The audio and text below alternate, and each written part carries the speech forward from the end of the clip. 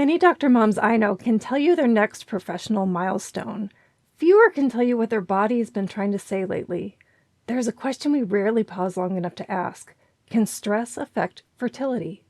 Not in a dramatic breaking news kind of way. It's more subtle, in the exhaustion that hits when you finally sit down, in cycles that begin to feel unpredictable, in the aches you override because the next deadline is approaching. Today I'm joined with Dr. Yemi Famuyiwa, a double board certified reproductive endocrinologist and Dr. Mom, who explains what chronic stress actually does to the reproductive system and why your menstrual cycle is a vital sign, not an inconvenience. This episode is about listening now before the "I'll deal with it later" turns into years. It's full of hope and clarity. Find the full transcript at inspiredmommds.com/91.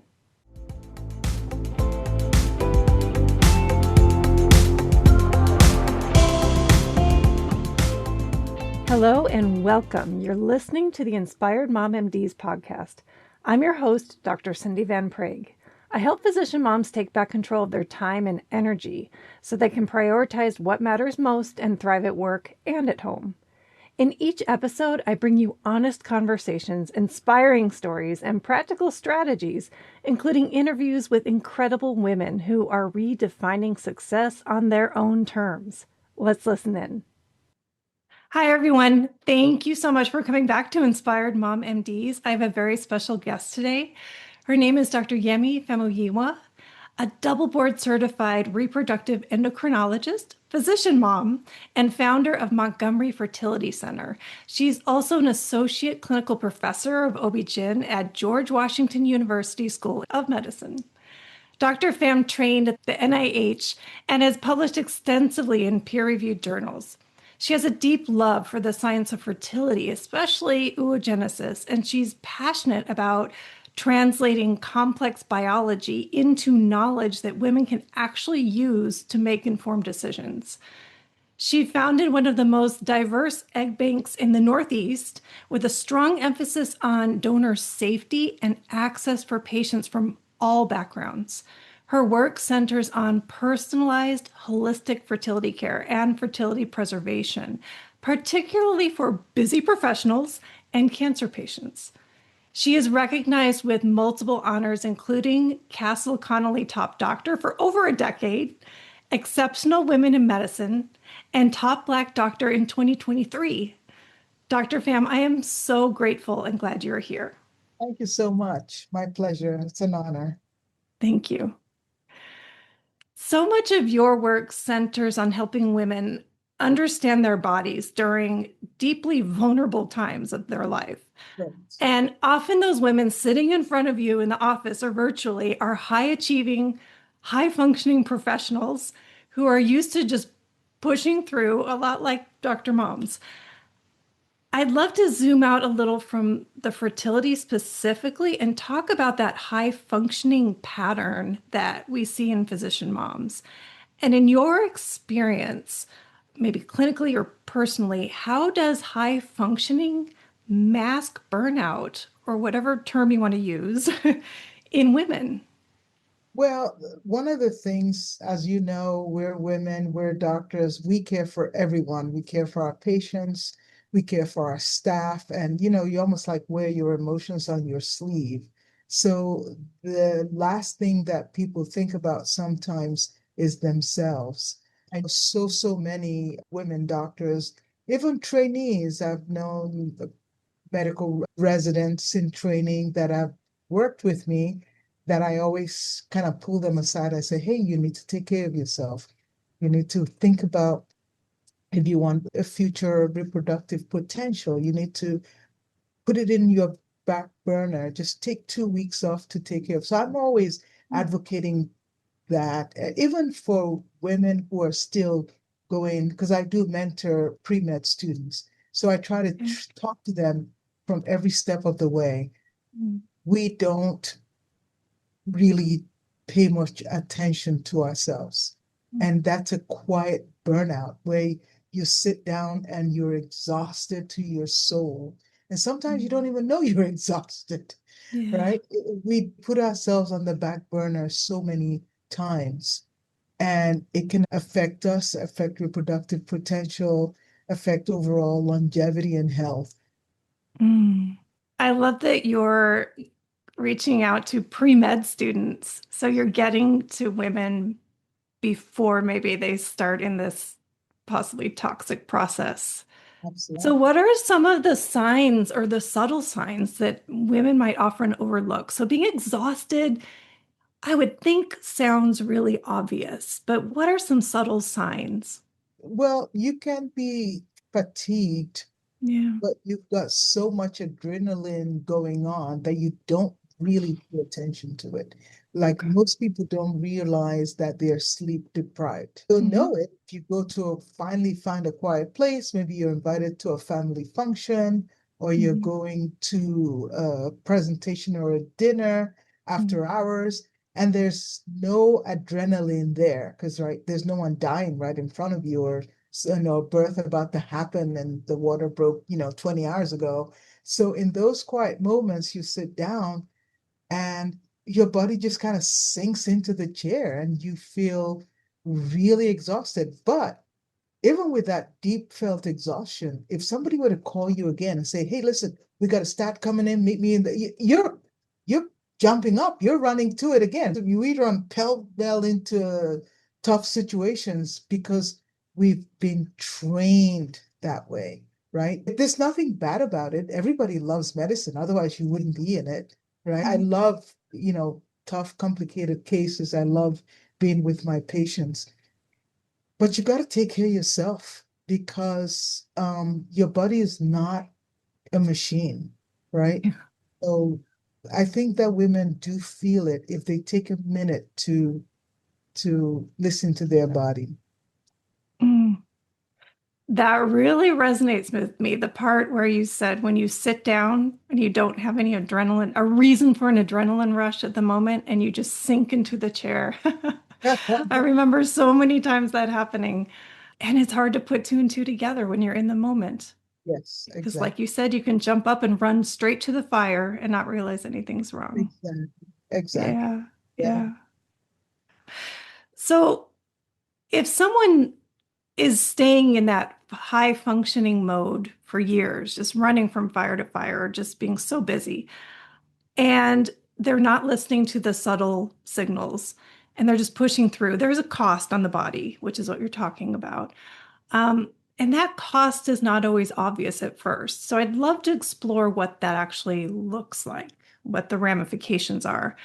So, what are those clinical consequences that happen to a woman when she just keeps overriding what her body is telling her? So when you're that exhausted, when you run on fumes, your cortisol levels goes up, right? So your body now transitions to a very high inflammatory state. I mean, cortisol is great if we're being chased down by a bear or a lion, right? But if there are only rabbits in the playground and we're still running like, a bear's chasing us, and that chase is on 24/7, it never lets up. And when we're sleeping, we're still thinking of strategic ways to avoid the lion or the bear that's coming after us. So then your body is perfused with cortisol all the time. And the problem with that is when you have so much cortisol in your body, it starts to disrupt, it disrupts your reproductive axis, right? So much inflammation starts to wear on the body. So maybe your menstrual cycles are not flowing regularly as they should, right? So menstruation is off, ovulation is off, so you're not ovulating regularly. And then when you do ovulate, you may not even be able to fertilize as well because of all these stress hormones. You're living in a state of high, constant cortisol levels, right? And that's not necessarily a good thing. And then also, what makes it worse is if you're sleep deprived, right? That also triggers if you're sleep deprived, it also triggers more cortisol, right? It affects Mhm. your HPO axis. So it's not necessarily a good thing to have. I find it interesting that women we go into medicine because we love it, love it, love it. We put ourselves in this situation where we have the high cortisol release continuously. And you're saying it affects, menstruation, and it affects fertility, basically. And we're already spending years maybe postponing having children because of the profession choice. It just seems like a double whammy. So, what's your opinion on women who postpone childbearing So, because of their profession on top of the yeah, stress? sure. I actually wrote an article in medium.com a few Mm, years where I stated in there for family members, the best graduation gift you can give anyone who's a family member who is in medical school. Don't buy them, a fancy car. Don't give them money. Pay for them to go get their eggs frozen. That's the best gift you can give mm, someone. Contribute to their GoFundMe to get their egg frozen. And then I always tell, for some reason, women have this notion that taking some time off to freeze their eggs takes such a long time. And I tell them it depends on where the clinic you're working with, right? I mean, I'm a physician too. So I am very sensitive when women come to see me who are physicians. And I do make accommodations to help them with their schedule because I know how hard it is. yeah. I know they're on call, they got to get back to the hospital. I know all that. Talk to a clinic that's willing to work with you because as a physician, your needs and time constraints may be different, right? Mm, People should be willing to help you out. I had a patient who I saw, she's pregnant now several years ago, and she was actually a PA. No difference. They're just as busy. And I knew she worked some crazy shifts. So I told her, I tell you what, I will wait for you. I'll accommodate. And she was so shocked. She goes, the other clinic I was going to would not even work with me. And what they told her was, well, everyone else makes it work, so make it work, right? So you can work with someone who's willing to work with your schedule, and you don't need that much time, right? Maybe a couple of weeks where you're doing the monitoring. So it's not like you're mhm. there. You're coming in for a 5, 10 minute visit just to check on the follicles. And then the day of the retrieval, you can take that one day off. So I always tell Sure. patients, do you have 2 weeks out of your life that you can do this thing? And even that 2 weeks, it's not the entire 2 weeks. The only day that are critical is the day of the retrieval because you're Mhm, going to be under, we use anesthesia in our facility. So mm, but other than that, the monitoring's time, there are workarounds that can help you get through that. So it mm, looks like you don't have the time, but you do. You do. You have a week vacation off, you have a yeah. few days off. You can time that few days to correspond with when you're doing the retrievals. Everything else can be worked out. Mm, And I talked to a physician who said that when she was considering this, someone scared her and she said, oh, I don't want to do this. I don't know. And she put it off. And now it's a few years later, and now she's over 40. But mm, she had gone 3 years earlier, but she got scared and ran back. So I'm thinking, okay, well, still do this. Yes, I would have taken 37-year-old eggs over 40 years old egg. But I tell you what, I'll still take 40-year-old eggs versus 43-year-old eggs, right? So still do it, work with someone who can work with you, but don't give up. I can't tell you how many of my mentees I've encouraged, and some of them when I see them later who did not, and it kind of breaks my heart. mm, I have a few people I'm training now, and they all hear it from me. Trust me, mm. in a very nice, encouraging manner. And they will all tell you that. I mean, they all share their experience with my office. They love their rotation care.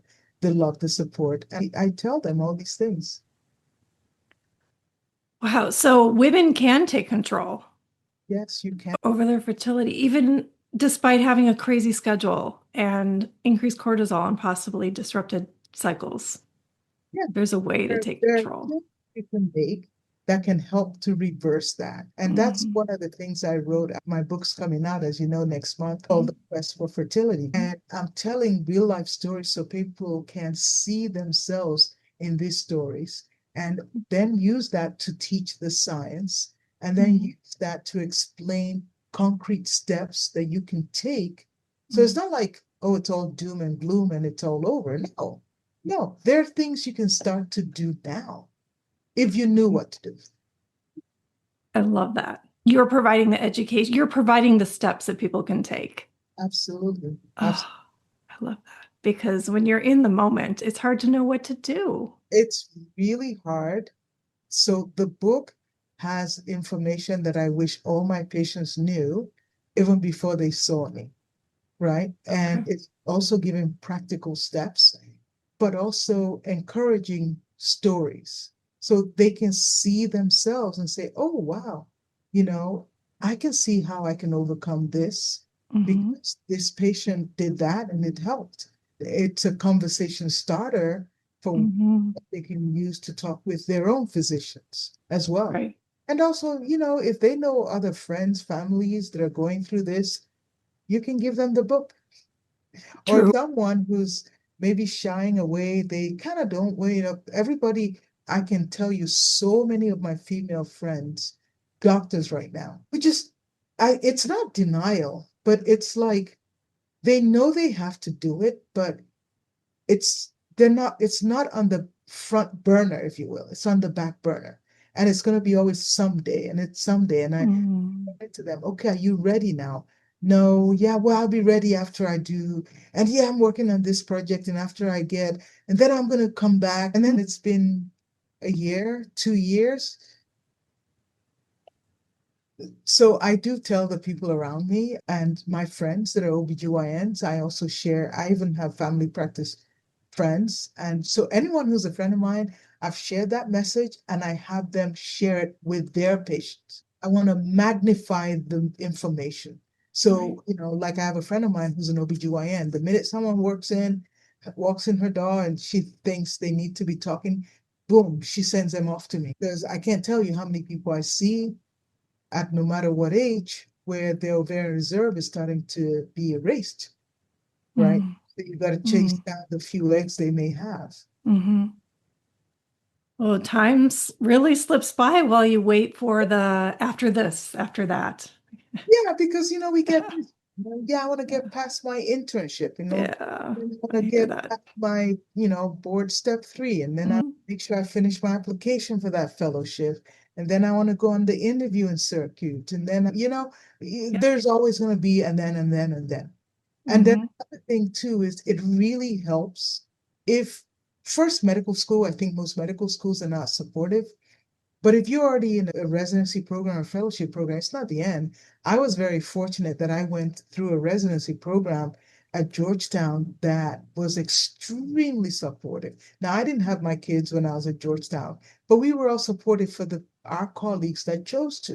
And it Mm-hmm. was just something we did across the board and covered so that they could have their families and be fulfilled in it. And I don't regret 1 minute of it. And it was also institutionally encouraged, right? After Georgetown, when I was an attending, I'm still am an attending at Holy Cross Hospital when I started having my kids, the hospital itself was extremely supportive, right? They provide resources, they provide breastfeeding spaces. We even have the access to training staff that they gave us complimentarily if we needed any questions on how to do certain things. So being in a supportive organization and environment is also extremely valuable. Mm-hmm. I know not everyone has been blessed to be in that kind of environment, but this day, I'm extremely grateful for the support that I have had. Exactly. And I'm really hoping that that's becoming more commonplace as Yes. time moves on. And I remember even back 18 years ago, 19 years ago, even back then, I had support from my anesthesia group. And I realized it at the time how valuable that was, that they supported me. You've probably experienced, there's a certain camaraderie when you're with your colleagues that are extremely supportive. It's such a wholesome feeling Mhm. that I can't explain it to people who've never experienced it. True. And I'm grateful for all the people that I've worked with me. Another thing I do now is I participate with our Montgomery County Medical Society. And when we have our meetings and we come together, I just feel like I'm in that support environment all over again, right? We're all physicians. We all know how hard it can be, and we have nothing but support and encouragement and tips to help each other out. So look to your environment and where you are. Maybe just having just a few supportive colleagues around you may be what drives you to make those changes. Someone Right. that says, "Come on, Annie, let's go. You can do this. Come on, Jane, you should look into this." And when you have that support, it's like, oh, wow, you're right. Yes. Now I want to shift gears a little bit. I'm really interested in your thoughts about women listening to their bodies Right. without guilt.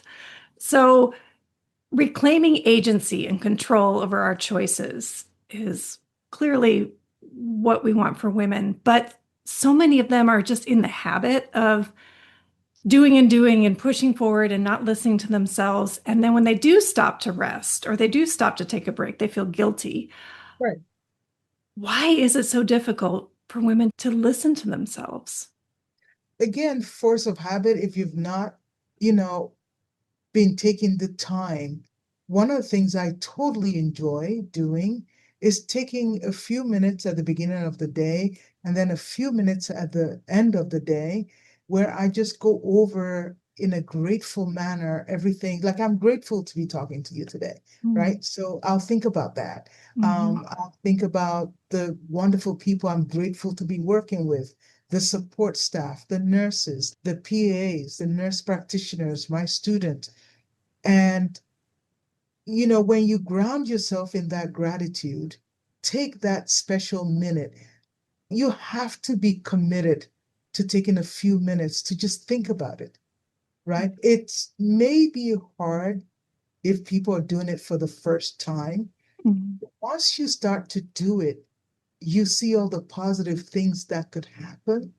You start to feel good about yourself, taking that Mm-hmm. extra breath work.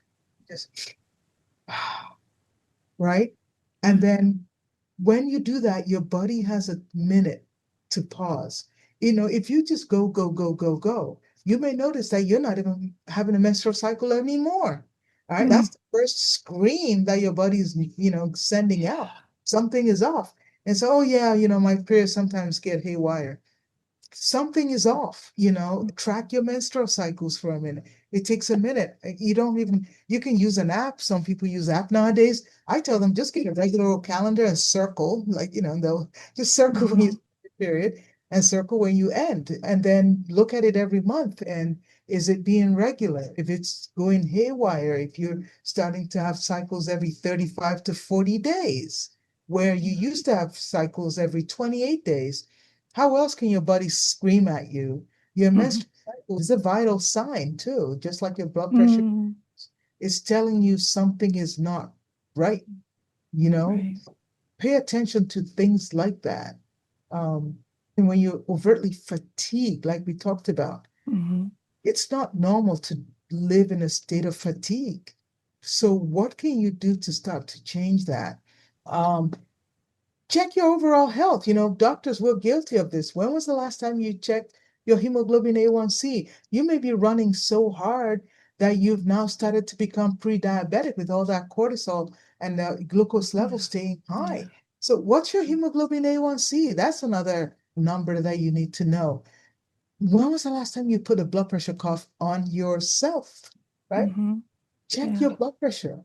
Your blood pressure is starting to go up. It's telling you something. Yeah. We know this stuff, right? We tell our patients this stuff. Of How often course. take the time to do that for ourselves? It's Mm-hmm. hard. You mentioned a number of things. So you mentioned you can ground yourself in gratitude, Yes. in breath work, in just taking a few minutes to pay attention, Right. to track your cycles. Just these are all things that don't take too much time out of the day. Yeah. And I think the overall message should be that don't feel guilty for taking 2 or 3 Oh, minutes a day to do any one of these things. 2 to 3 minutes a day can have a profound impact on Right. your health, especially if you notice, like you said, oh my gosh, my cycles are completely haywire. What does that mean? And just taking 2 to 3 minutes to realize that's happening and then reach out. I mean, when was the last time you saw your own gynecologist, right? Or your own internist, Yeah. right? Yeah. I'm not a saint. I used to be guilty of that.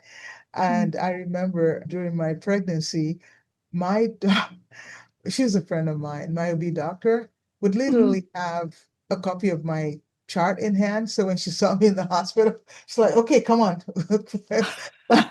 That's how bad. But I soon learned. But it was the same message. And she would tell me, Yemi, come on, a few minutes here and a few minutes there. And knowing that your colleagues are rooting for you, we're here for you. Who doesn't want to see another colleague do well? Right? You know what I mean? We're here for Right. you. So if you want, you can even choose an accountability partner for your health. You know, I don't know about other people, but we all did that in med school, right? I had accountability partners for when we completed our study and when we completed our notes, when we finished the Yeah. assignment. You know, hey, have you completed this? And set up a monthly accountability partner. Hey, Jill, how are you doing? Did you get your blood pressure checked last month? Did you blah blah? And sometimes when we know we're going to meet an accountability partner, that pushes us. Oh my gosh, I got to talk to Cindy today, so I better check my Mhm. blood pressure before I talk to her. She's going to ask me. And that's a great point. You mentioned some women are not blessed to have the environment that's very supportive, but you still have agency to create that environment by reaching out. So I could reach out to you and say, Yemi, can you be my accountability partner? Even Yeah, though my environment doesn't have one right now, we have the ability to create the environment, even if we're not already in it, that will be supportive for ourselves and for other women and show an example. yes. Yeah. It's hard, but we can be there for each other. Yes. We Yeah. even have I think there's a virtual group of female doctors where we're on WhatsApp and giving ideas and Mhm. chit-chatting with each other. Do something like that, but for Yeah. yourself. Good. It's not too late. Look into your fertility, look into your health. It's never too late. It's never too late. Never too late. I'm so grateful that you exist in this world and are doing this work for women and helping them in this way. Where can listeners learn more about you and about your book? Tell us It's about that. out in March. So Okay. do send me a message. Just go onto my website, montgomeryfertilitycenter.com, and under the contact us button, pop a message in there. We will reach out to you. You can also find me on LinkedIn, search Dr. Yemi Famuyiwa, and sign up for my newsletter on LinkedIn. I'm giving weekly updates about the book and when it's coming out. We will get you on that list. We will send you updates, and you can read my newsletter. I give you every week what's going on and little excerpts from the book. And the same newsletter is also on Substack. So Dr. Yemi Famuyiwa on Substack or LinkedIn, Okay. you'll get my newsletter, or just go to my website. All the links are there. Dr. Yemi, thank you for being here. I really appreciate your wisdom. Thank you so much. Thank you so much for having me. It's been a pleasure. Thank you for tuning in today to Inspired Mom MDs. If this episode resonates with you, please share with a friend who may benefit too. And I humbly ask you to please leave a review so other Dr. Moms can find me too.